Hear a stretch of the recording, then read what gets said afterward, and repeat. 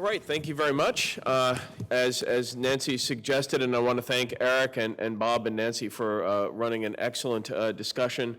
Previously, this panel will really continue the theme in many ways with a discussion of the ethical implications of the availability of whole genome sequencing.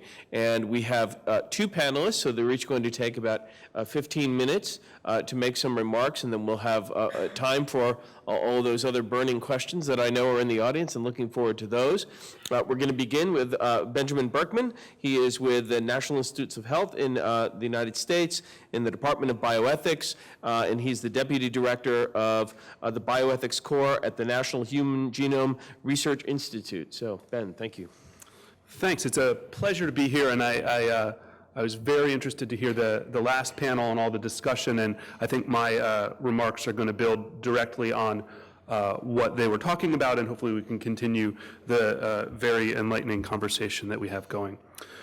So, because I'm a U.S. federal employee, I have to tell you that nothing I say here represents anything official.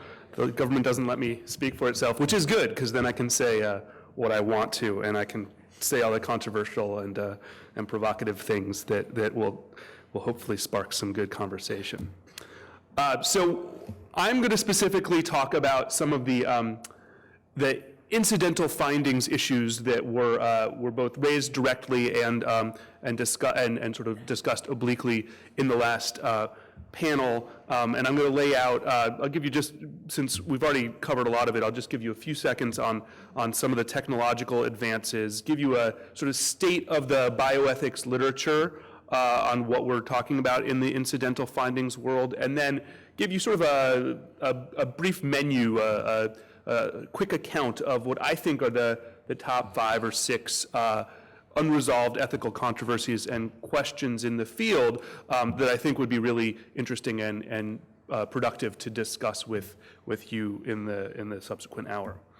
So, so just a quick background. I'm sure you've all seen a slide like this before, but the reason we're talking about whole genome sequencing and the ethical issues it raises is because it's gotten so cheap, and compared to Moore's law, for example, the price of computing power, it has really even more dramatically than our computers have advanced. The technological capabilities of sequencing have really launched forward. We were a decade ago doing targeted genetic research. In the past 3 or 4 years, we've started doing whole exome research now. Almost everyone is starting to do whole genome research, and soon everyone will be doing whole genome research. And clinically, sequencing is available. It's not yet extraordinarily popular, but it is definitely increasing in popularity, and is going to only continue to ramp up. So this is from Nature, something that my institute, NHGRI, put out. And I guess I want to underline a couple of things. This is a heat map that displays sort of where we were and where we're going in the development of personalized medicine, of the field of the integration of genomics into medicine. And in the past decade, the second bar, you can see that we were really focusing on understanding the structure of genomes and understanding the biology of genomes. And we only, in that last decade, were sort of hinting at understanding the biology of disease, and let alone advancing the science of medicine. In this current decade, we're moving forward. We're starting to advance the science of medicine, but this is to underline a couple of things. One, what we know about, and this underlines a point that was made in the last panel, what we know about genomic sequencing and its effect on human health is dwarfed by the amount that we don't know. And we're really still in the phase of discovery, and it's not going to be until 2020 and beyond, really, that we start really seeing lots and lots of tangible advances in the science of medicine. And so this underlines a second point, which is a lot of the sequencing is still going to be done in the research context over the next decade or so. And so there's a lot of discussion in literature about the blurring of the line between research and clinical care. And you'll hear in my remarks, I go back and forth between the two, and that's because of this, where we are in the evolution of the field. So, genetic incidental findings. Here's my definition, a clinically significant finding that arises from a test or procedure, but that is beyond the original purpose for which the test or procedure was conducted. So in the research context, for example, if you're doing heart disease research and you discover a predisposition to cancer, what are your obligations vis-a-vis that information? It also could arise in the clinical context. And just to take a step back, because we've been thinking about the ethical, legal, social issues in the genetics field for decades now, I've argued before that whole exome, whole genome sequencing doesn't necessarily raise novel concerns, but it does significantly magnify and make more concrete many of the risks that have been relatively theoretical to this point, and it challenges, at least in my mind, some basic assumptions about how to handle genetic incidental findings. And so let me give you 3 ways in which I think it challenges some of our assumptions. First, I think it challenges the view that we had under traditional genetic testing, which is that we're going to produce very few clinically significant incidental findings. If you're just doing targeted testing, the chances that you find something that you're not looking for are very small. But I think this is no longer a true assumption. And just to give you some data to back that up, this is from a study that one of my colleagues at NIH did. He was sequencing twins and pretty quickly got down to 430 variants, and systematically went through those 430 variants and found 8 that he definitely thought needed to be returned and 30 that he wanted to talk through because he was unsure. So I mean, this is sort of the outside range of the number of incidental findings you might discover if you were actively, systematically looking for them.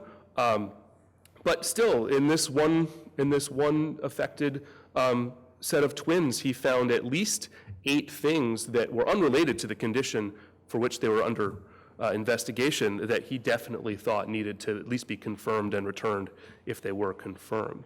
And people talk about the ACMG 56 list. The estimates there are that something in the order of 3 to 5% of people that are sequenced are going to have at least one of the 56 that are recommended to be systematically searched for. So the second assumption I think we need to challenge is that there's a clear distinction between so-called incidental findings and findings that are explicitly related to the original purpose of the test. For diagnostic or research approaches based on this new technology, I think that the distinction between incidental and non-incidental findings is going to become less meaningful. It's sort of, as one of my colleagues, Susan Wolf, likes to say, we need to stop unanticipating things. If you're using something that sequences the entire genome, you can't be surprised when you find something that is there.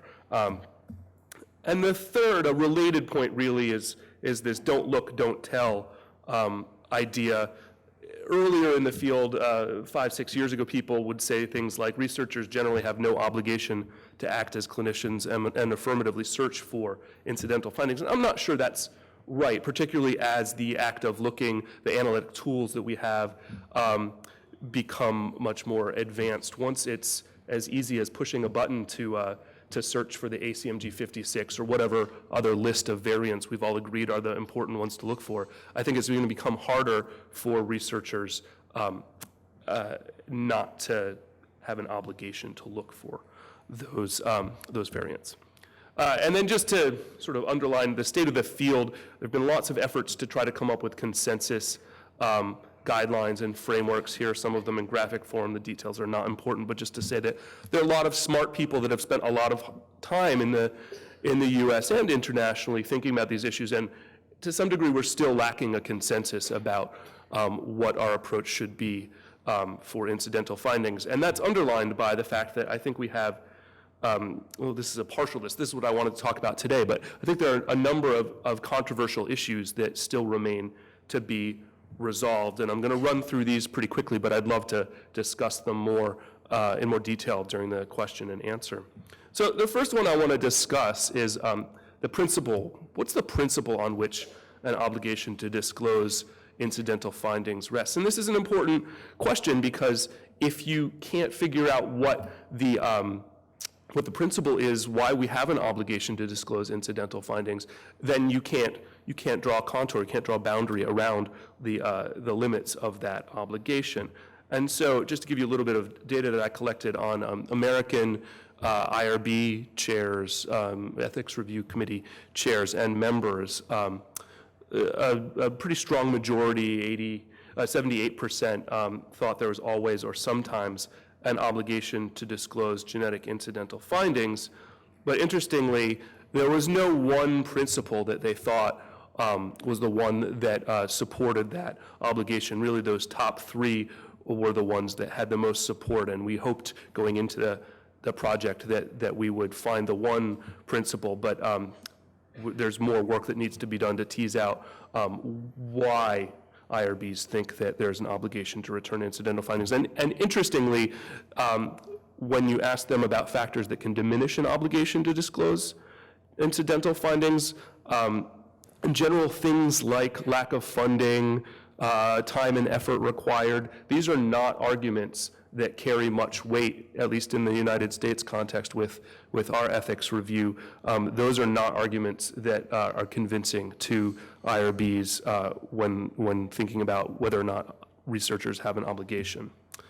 The second problem, and I referred to this earlier in the don't look, don't tell quip, is there a duty to look for incidental secondary findings? And I think there probably is or will be shortly. Assuming there's a duty to disclose things that you stumble upon, the question is, might there be an obligation to actively look? And the standard view has been no, but I think that as we have increasing consensus about at least the lists of reportable variants that we think are important enough to recommend, that once we have consensus on those, I think there will be an obligation for researchers to look for those. But that's an open question. I mean, that's something that I'm sure the research community is going to push back against.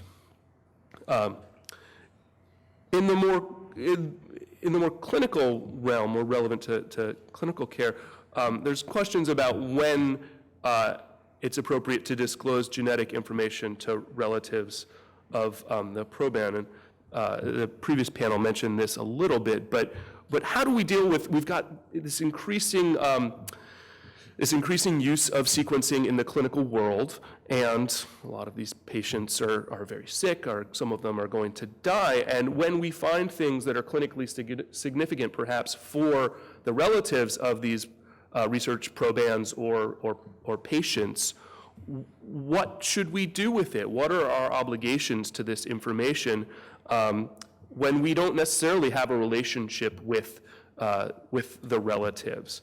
And so I think you can make a case that there's at least a limited obligation to do something when you have a clinically significant piece of information. Whether you have to actively disclose or passively wait for them to come to you is maybe an open question, but I'd love to hear your thoughts on whether or not we have that sort of obligation, or in your system you think that we should have that sort of obligation.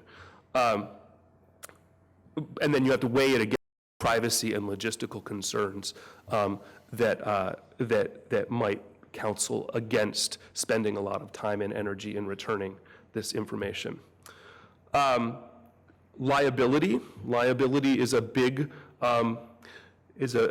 question, at least in the U.S., and I'd love to hear what's going on if this is something similar that you'd worry about. But particularly in the research context, if there's this view that we have to return findings and there's no clear standard of care, and researchers are doing a wide variety of different practices, the worry is that there's a gap between the emerging view that researchers have an ethical obligation to return incidental findings and the reality that some but not all researchers choose. So this is one of these cases where, as more ethicists like me argue that there's an obligation to disclose incidental findings, that is perhaps changing the standard of care in a way that is driving tort law duties. And finally, and I hope this is something we can talk about in the question and answer, is questions of the so-called right not to know. And this really did come out of the ACMG 56 that Dr. Perrins mentioned earlier. And I want to do one experiment. I'm going to leave you with one experiment. The ACMG already walked it back. We talked about that, but before I leave, so this is an interactive thing. How many people think that there's an absolute or a strong right not to know your own genetic information? So that is, we have to ask you, do you want to know this piece of information? And if you say no, we honor that. How many people think that that's the case? So I'm seeing quite a few hands, at least half of you, probably more than half of you. Okay, here's a different case. Participant's having her genome sequenced, chooses not to receive any secondary or incidental results. But during the analysis, physician finds evidence of some sort of high genetic risk for an actionable condition. In this case, it's a non-polyp forming colon cancer that knowing this information would lead to enhanced screening, which could catch it early and could be life-saving.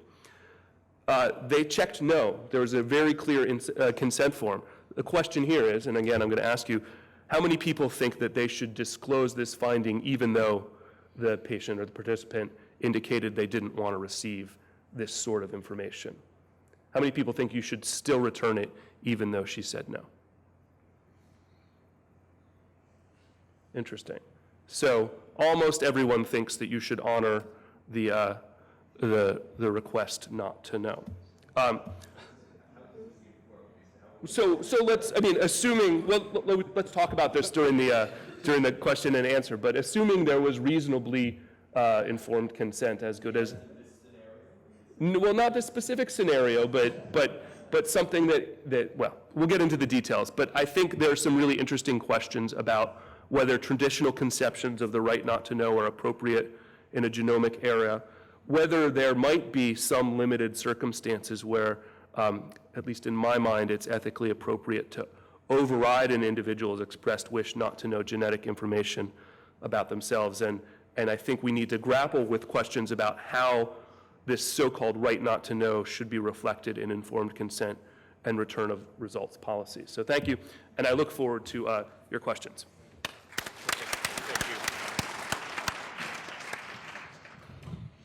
Okay, we are now going to hear, so thank you so much, Ben, that was excellent, and we already tried to get started on the Q&A session, but we're going to hold off as much as we can. We're going to wait and hear from Professor Huso Yi from CUHK. Huso. Thank you, Michael.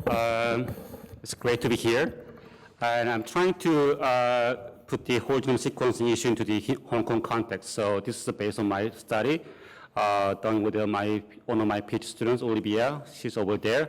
So basically, I have sort of two parts of my talk. So one part begin with this one. I'm going to talk about the poster, one of the image in the poster, which is this one. That how I got this the image over here, because actually I didn't pick that image, but we worked with the conference organizing company that we asked what other image we could come up. Then they made a poster. Then I go, my God, this looks very familiar. Then I guess maybe I should start with talking about that image.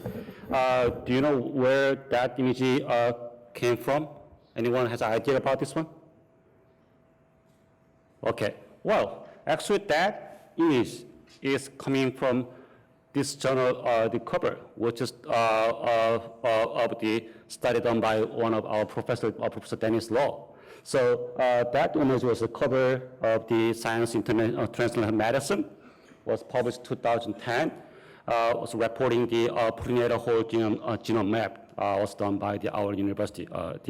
So after that, the image becomes really kind of famous, then you could just Google it and when you get it. So whenever you do the kind of prenatal genome sequencing, you got the study finding from our university professors.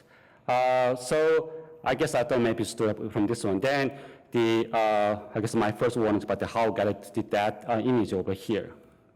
So this is the our university newspaper, the website, and you go there, then there's a lot of the reports about his scientific works, basically the prenatal whole genome sequencing. So then you have during that time, then you will have the magazine cover time.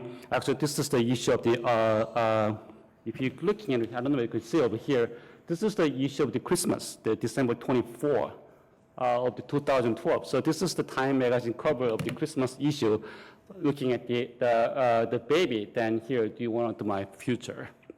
All right. So it shows about the times coming up. Then if you get pregnant, then you get testing, you do all sequencing, you get all this condition from here. But here comes the new genetic test confirmed risk, but not always a cure, right? One of the dilemma of the prenatal testing is that you do testing, you know what they have, but there are some of the conditions you can't be cured. Although there are people doing some clinical trial to cure or change the condition, but they are highly ethical doing clinical trial with the fetus. But I mean, this is kind of what comes out here, the prenatal whole genome sequencing. And then the other part of the here, actually I didn't tell him the intentional purpose that I read Ben's article. It was published the Hastings Center report. Then, oh, this is great. I mean, this is kind of really clicked on my kind of brain. Said, wow, I should do something about it. So he wrote the article with the prenatal whole genome sequencing.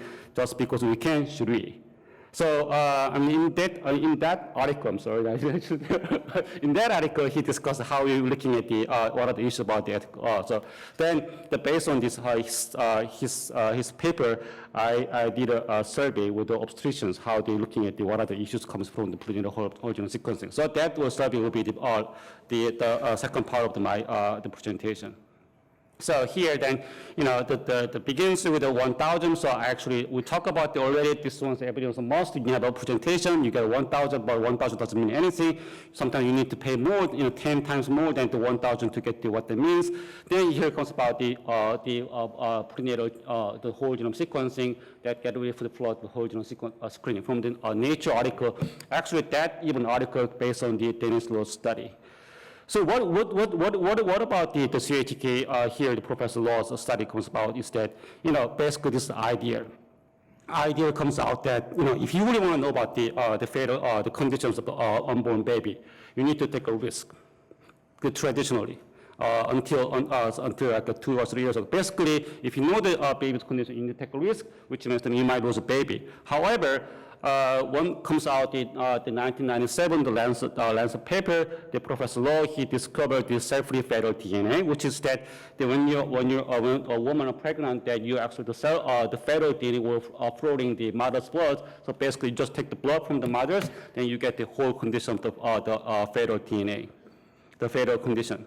So after that has been done on our study, then after that the clinical trial, so they validate the clinical utility, validity, then it comes about onto the market. So what we have now is that using that the cell-free fetal DNA, this is the kind of story how they come to that image. So the cell-free fetal DNA, using that cell-free the sequencing fetal DNA, then you could get all the condition, then especially early stage. In terms of the market, the point of view is really good. And basically you see that you don't need to take any risk, knowing that whether your baby has certain condition. So obviously there is some risk of free, which is the procedural risk, but the bioethics ask about okay, there's no procedural risk. What about some risk for conceptual risk? I mean, it's not about the risk only we talk about the medical procedure. However, there's some risk from the knowing the conditions, right? So then, now we see that the death service for testing, especially for detecting the trisomy 13, 18, 21, based on the fatal DNA sequencing. This is from the CUHK website.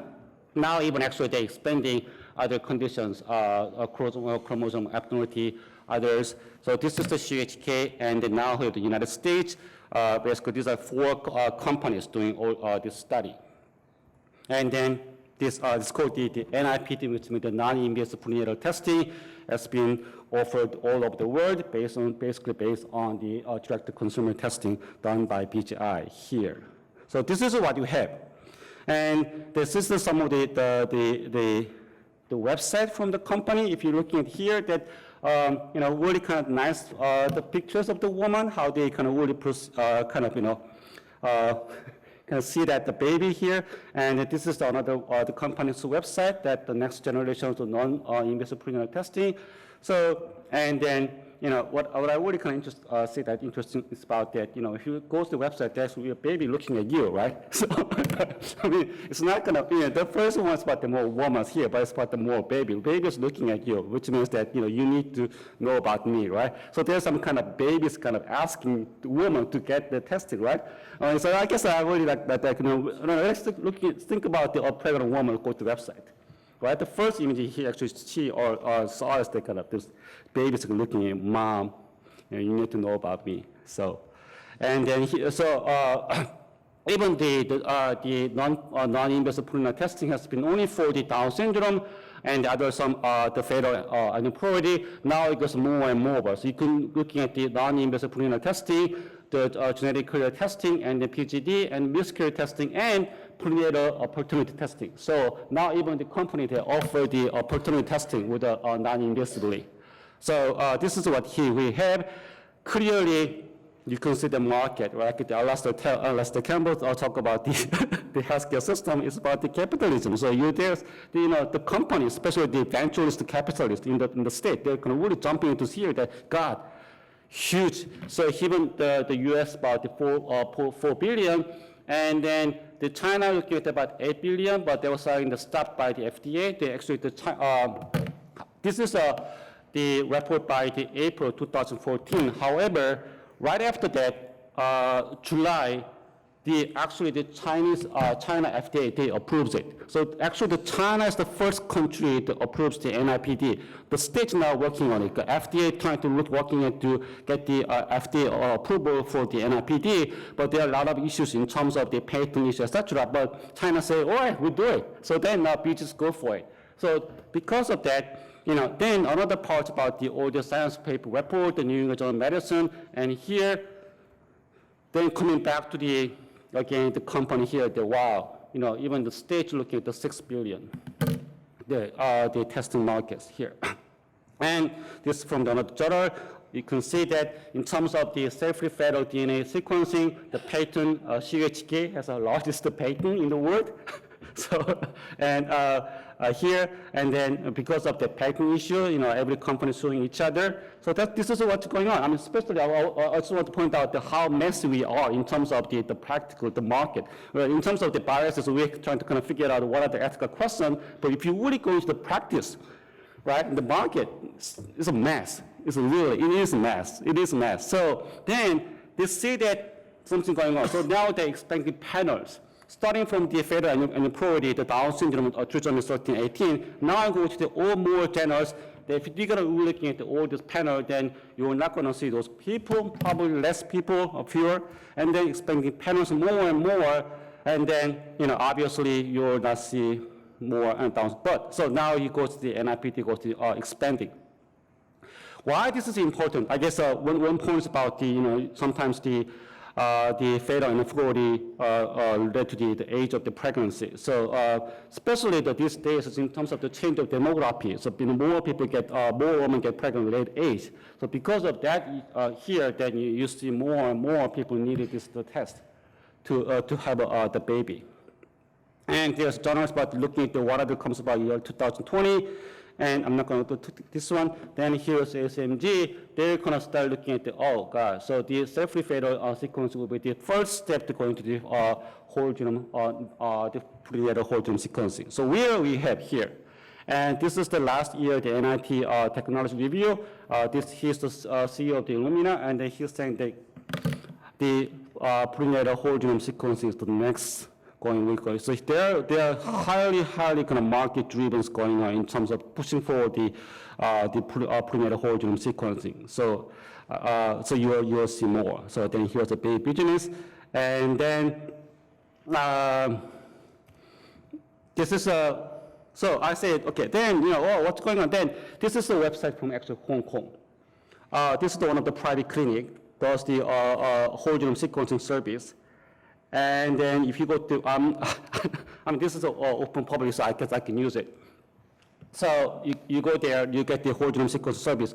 It's about probably here from 10 minutes walk from here. So it's, it's right over there.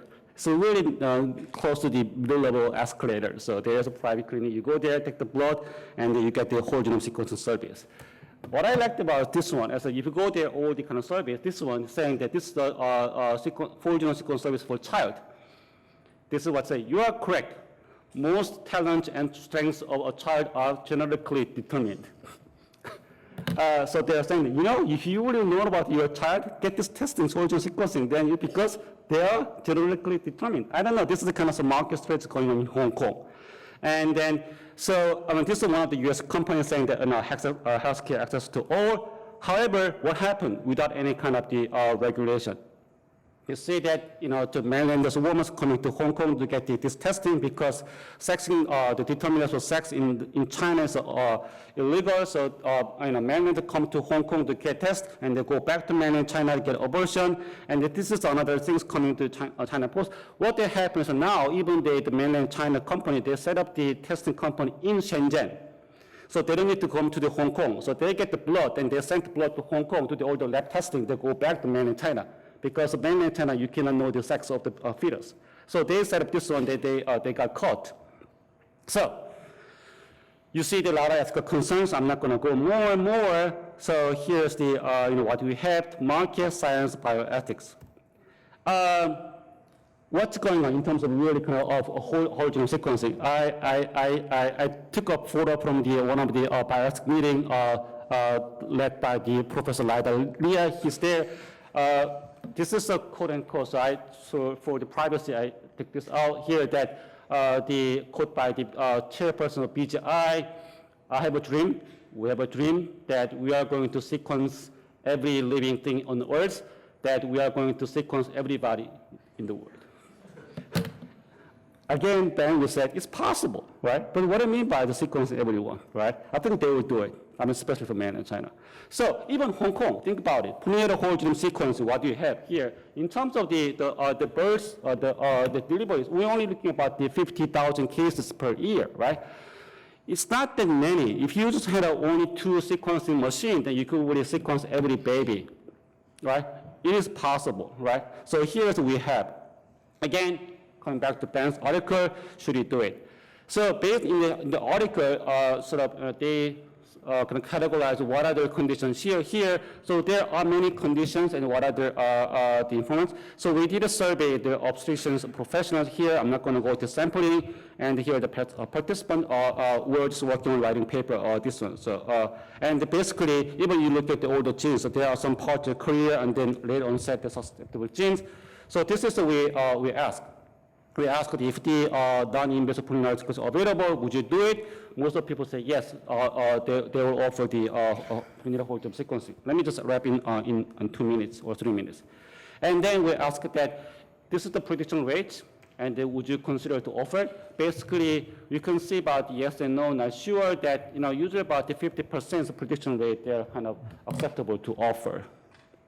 Obviously, if you go about the 70%, there's more people here, and this is based on the condition. So we ask about whether it's beneficial to the fetus. But the first is whether they're beneficial.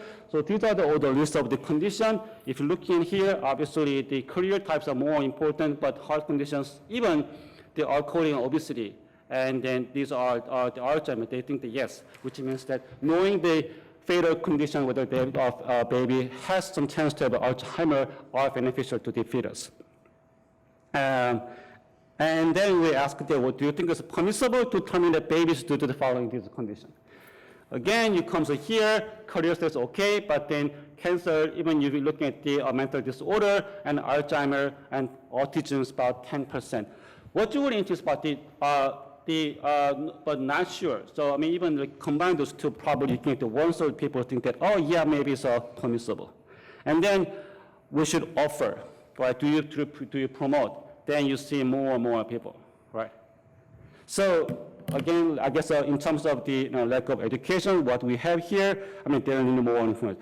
We're looking at what are the sort of correlation between yes and here. What's the interest part, even though the prediction rates are really lower, they're saying that it's good, it's beneficial for them, and then cancers.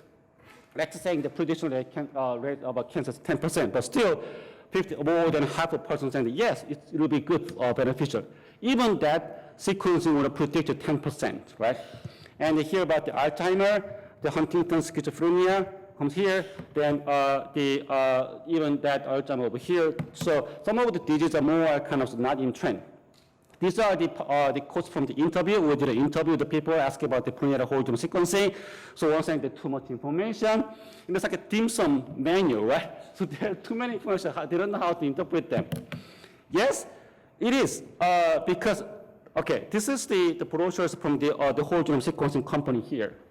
So this is when you go there, the private clinic, I actually delete the price of here because it's really high, over 300,000 Hong Kong dollars. But you get all the disease. These are all the disease you could get it. And then here's a cancer panel. So it's like a dim sum menu, right? You get all this information. How are you going to do with it? So this is what's really awful in Hong Kong. So you don't say that, Hong Kong, we don't have a whole genome sequencing. There is. Actually, I did some interview with those consumers asking about how they feel about this one. They're saying, that, I did it great. Why you did it great? Because I don't have a disease. So you paying 300,000 knowing that you don't have a disease. Yes. All right. And then even the child panel, this is the child panel, looking at this one here. You could actually get the genes about the music power, so what kinds of the music instrument will be good for them. So you get the gene testing, then whether your child has to play a violin and piano. All right, here's the lady gene. So obstetricians, they're highly concerned about the prenatal whole genome sequencing. Some ideas are better not to know. And the lack of the therapeutic intervention, we know about this one. And then, again, they also are concerned about the genetic discriminations. So I'm going to end 2 more slides here. This is kind of my interest coming up here. I'm going to give another presentation to the Lester's, the ICM Bioethics Colloquium. My interest about the relationship between genetics and the disability community, how they communicate each other. So this is the newspaper at Harvard saying that, Diana, she was the author of the New England Journal of Medicine. She talked about the scientific discovery, how we good are in terms of the non-invasive prenatal Down syndrome. Then this is the article from the Saving Down, the NGO for Down syndrome. And then they're saying that, she's totally inhumane. She's the murderer. So at the same time, you had an academic, right? And you had an NGO. I was like, what's going on, right? Well, she was the Harvard newspaper, but at the same time, the NGOs really criticizing her as a murderer. So I guess we need to have some communication between two. Otherwise, I think there's one of the roles for as a bioethics to kind of make it the communication. And then, Angela, there's people, she's brave, but then how about the baby? Are we going to say the brave? So here, the last slide, good and science. What is the good and science? And my question is that who are at risk, who are at stake, and then what values are really at stake in terms of the prenatal whole genome sequencing? Okay, thank you. Well, thank you, Huso, and thank you, Ben, again, for 2 excellent presentations. If those weren't enough to stimulate even more questions, I think we're doing something very wrong. So let's begin. We have microphones in the audience, and please let us know if you have questions.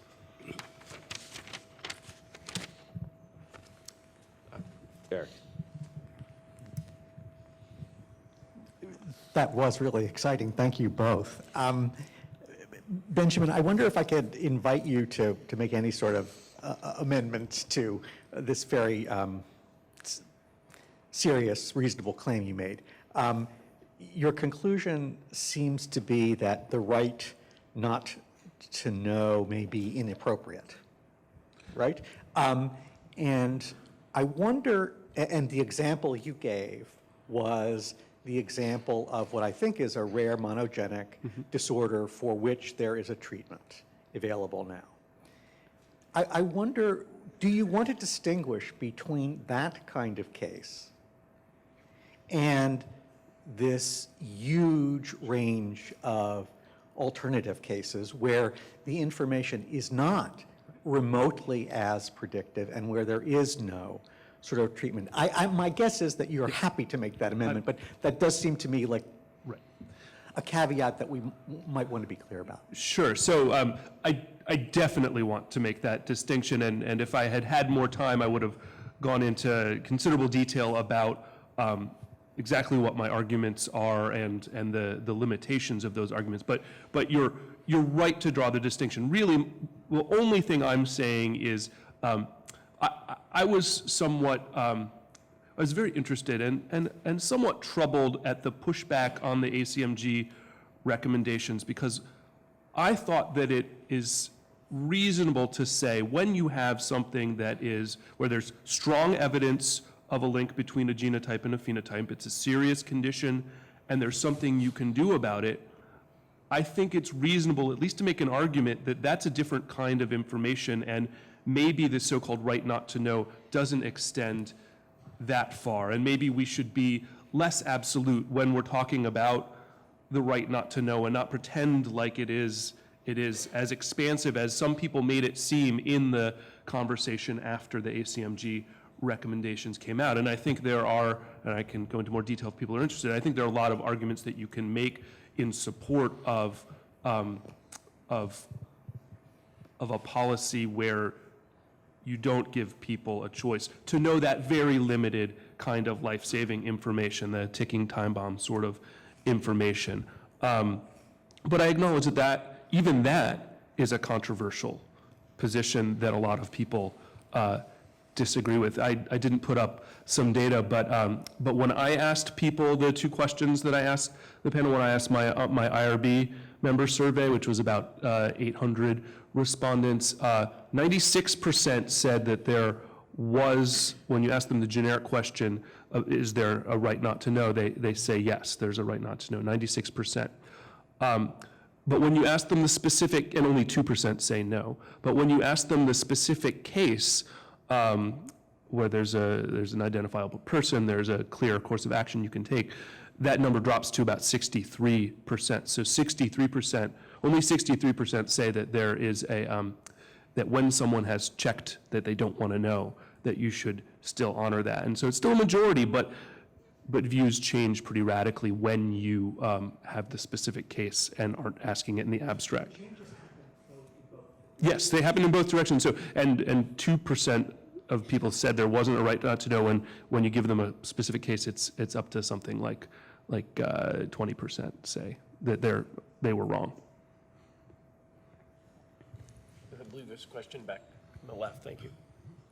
Philip Bear, Hong Kong. Can I just take this argument a little bit further? When we seem to have difficulty with this right not to know in the whole context of genomic information, which to me, and perhaps my scientist colleagues would disagree, is still very statistical, rather than in many instances very clear cause and effect. Yet, in a clinical context of actual getting informed consent, where you tell someone, look, you've got a nodule which is malignant in your liver, it needs to come out. And he says, no, get lost. You honor that. You have absolutely no difficulty with that.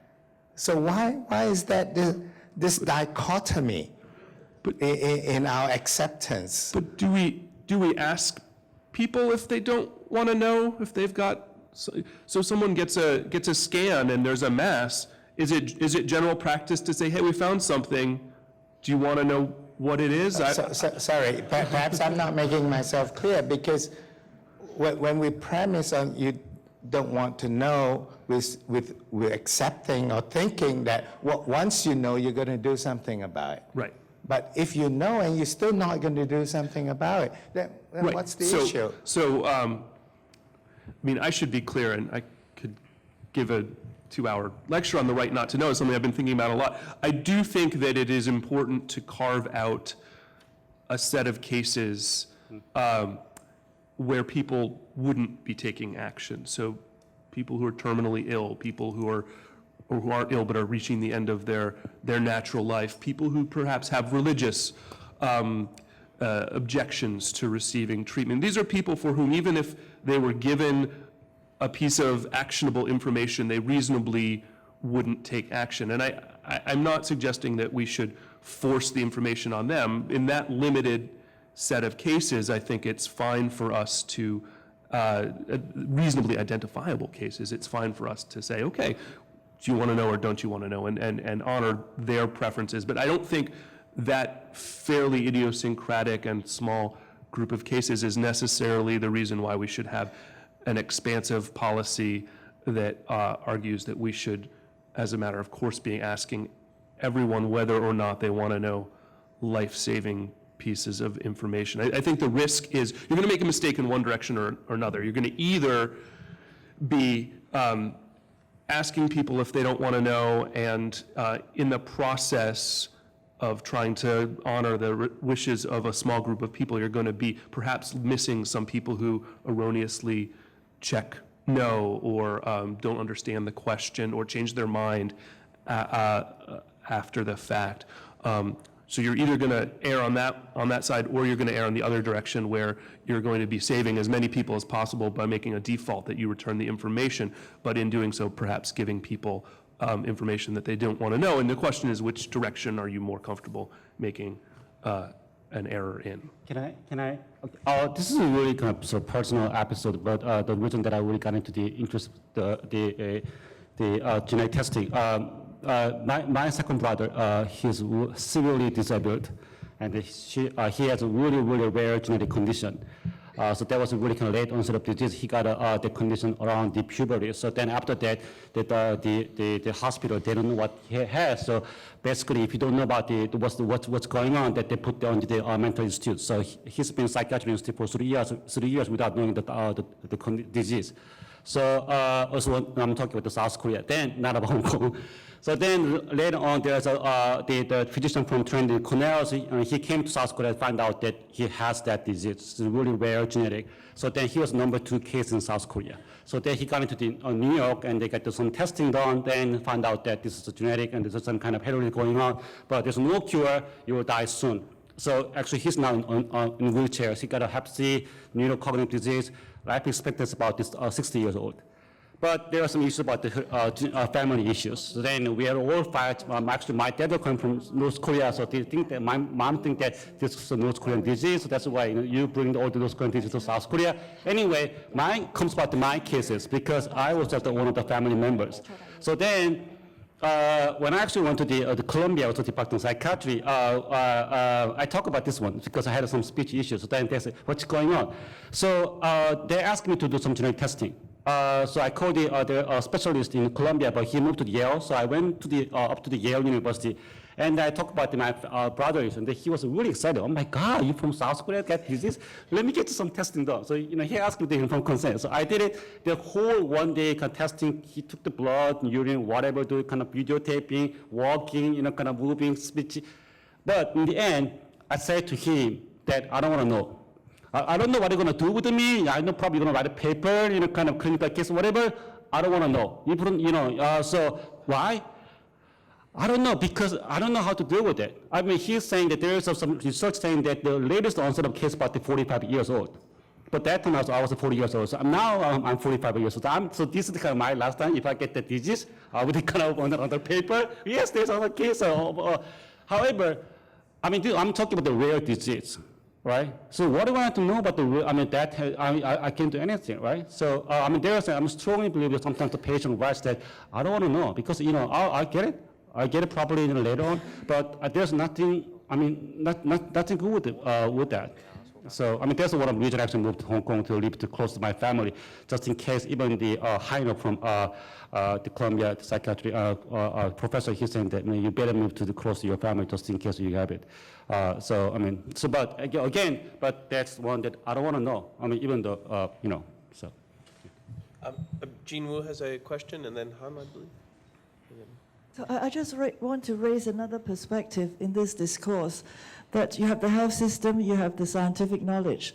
But I think it's very important to think about the level of health literacy among both the public and also the healthcare professionals. Because my thinking about this with respect to Hong Kong is many people read the papers, discover the latest gene for whatever, and then you have this test, and right, we must get it. And that is the pressure on doctors and the healthcare system. But there are only very few diseases where you can say that, well, Downs, and you can have a list, right? But when you expand to all the other stuff, it's very worrying, because if you look at the genetic and environmental contribution, the relative contribution to these diseases, the genetic contribution is always a very low percentage. Now, what is even more worrying is Huso's study of a survey of, you surveyed obstetricians, right? Yeah. And did you notice that the bars that went right to the end are schizophrenia, Alzheimer's disease? Why? Because of certain fear of these diseases, difficult to treat, chronic, and so, oh yeah, we must test for it. But they have forgotten that the link between the genetic thing and the actual disease, many uncertainties. We don't know the life course, what age you're going to develop. We don't know about the epigenetics. Maybe there's some things that switch on the gene and switch it off. We don't know about the environmental effects that would increase the risk or reduce the risk. There's such a lot of uncertainties that the whole thing is a bit unbalanced, and probably perhaps the media contribute to that, because you only report on the sort of the latest technology without looking at the whole picture. Yeah, because what really worry about this one is that testing can be done within the first trimester. So we look at it within 12 weeks. And then, usually I talk to some of the obstetricians, they're saying that, sometimes the pregnant women, they're really resilient. So if they get the miscarriage, they get over within 6 months. So don't worry. So that's just quote unquote. So so you do the testing about kind of 12 weeks, then you got the baby with Alzheimer's. If that woman doesn't want it, she could deal with it. So then, I'll go with the next one. So, I mean, there was kind of conversation that I had with the physicians.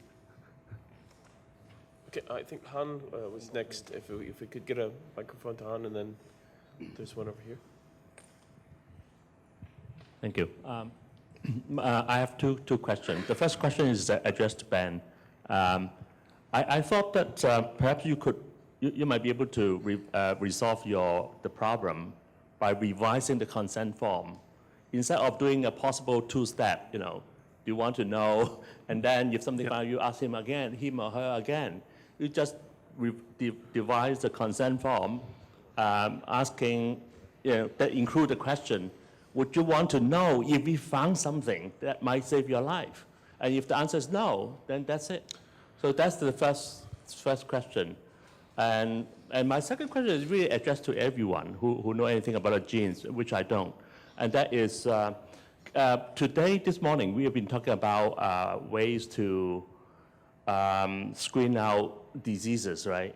But currently, the very hot issue among bioethicists and philosophers is genetic enhancement. I mean, is there a technology that can really enhance the genes of future generation other than screening out diseases? Thank you. And perhaps before you answer, we have, I know one more question, a person waiting to ask. We have 3 minutes left, so maybe we can take a couple of questions and then let you answer all of these at once. So if we could be brief with our questions just to get a couple more in. May I? Please. I raised my hands for more than 5 minutes. I'm glad that Professor Jin and the audience addressed two questions already. For clinicians' point of view, when we look at bioethics, my first question is are these new technologies doing harm? So we are taught in medical school that if we do any screening test, there's some assumption that after screening, if it's positive, there's a solution at least. There may not be a cure, but at least some sort of positive treatment for the patient. I can quote a live example. I would cover up some of the information, but it's a real story. I know somebody who is an MIT university graduate, now working in a big company. He got a son, plant baby, but got very high talents, music talent, high academic results, but recently tested for the whole genome because of the deteriorating vision. And then after that, he got the result, and then when he applied for universities, he truthfully disclosed that he got a genetic eye disease. That the U.S. clinician just, doing an informed, so-called informed consent. They don't know. They're very truthful, They don't know whether, they only knew it is now not treatable, and they don't know what is the future treatment of the eye disease. But the student is now encountering very difficult time because many universities did not accept his application. So one of the issues is we actually don't know the epigenetics, or whether we can alter our gene actually. We have nanotechnology, nanosomes, etc. We just handle the issue from one single perspective. How can we address the so-called bioethics paradigm? Thank you. Thank you. And I think we're out of time.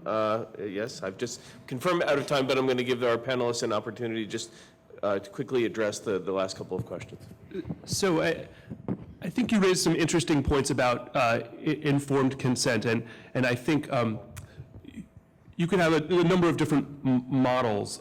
You could have a model where, and the most common model is one where you just have a binary choice. You say, we're going to find broadly described a set of, we could find these kinds of things. Is this the kind of thing you would or wouldn't want to know?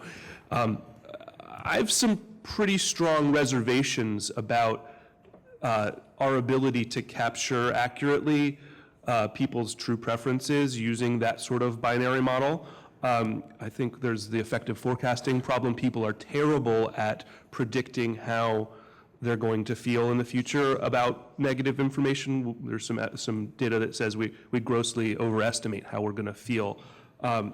There's some very compelling and disturbing basic evidence that people just don't read consent forms, don't understand consent forms, don't know what they're signing, don't understand very basic concepts like the idea of randomization when they're reading a consent form. So I worry about trying to capture what is a really, really fundamental preference in the context of a consent form that's already, what someone said, 45 pages long. And I also worry that people's minds change, that people, if you're 20 and don't have kids, you might not want to know, but when you're 30 and you have kids, you might want to know, and then you might change your mind again. So it's not to say that we shouldn't try to honor people's preferences, but I think there are some very big problems about trying to capture people's preferences in this area of the right not to know. The other model you can use, though, and maybe we can discuss it at lunch or something, but is a model of consent where you don't give people a choice, but you tell them you're not giving them a choice. So you say, look, we're going to find these sorts of secondary findings. We're going to tell you about them. We think they're super important. And this is the model the ACMG took, and they said, if you actually do have a choice, you cannot get sequenced. So it's not like you don't have a choice at all. At NIH, that's the model we use, and it's been non-controversial, but I know that other places it might be more controversial. Okay, do you want to? I have no further comment. I guess we're going to have other sessions about the biobanks. Yes, we are going to move on to the next session. So again, as with the last one, some of your questions will probably still be relevant since we're going to be talking about biobanks next. But thanks to all of you, and thanks again to Benjamin Berkman and to Huso Yi. Thank you. Thank you once again.